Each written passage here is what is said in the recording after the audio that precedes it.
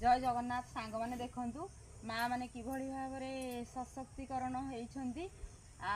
से माने सब चाहते आम निजे रोजगार करके निजे ही आम परिवार परिपोषण करूँ तापर माँ मैंने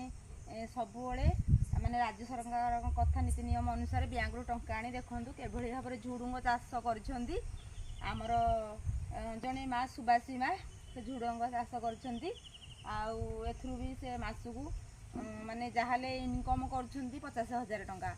आउ से माँ देख एतक झुडुंग चाष कर सहित ये भी सारू कर से माँ गोटे लाइक शेयर सब्सक्राइब हो जाऊ आ देखूँ किभली भाव में झुडुंग सब होती से केते परिश्रम किंतु परिश्रम न कले कौन कथा हो पार आम जाने परिश्रम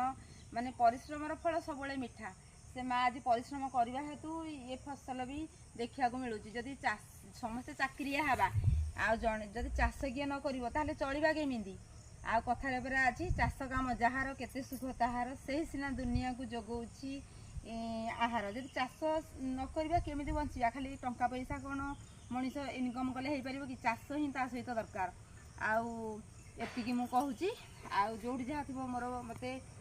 कह कौटी भूल थी क्षमा करदे आ रोचे जय जगन्नाथ।